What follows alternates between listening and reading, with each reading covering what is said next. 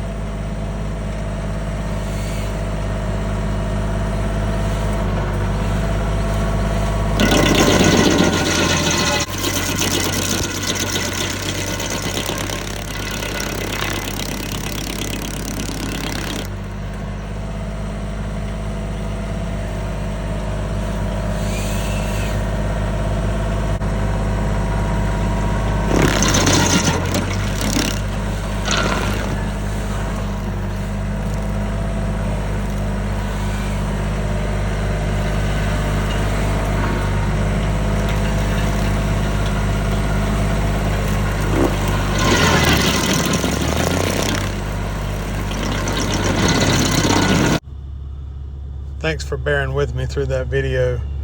This was my first attempt at ever operating any type of stump grinder. I believe with a little more practice that I'll be pretty efficient with it, and it's definitely going to take care of what I need to in the front yard.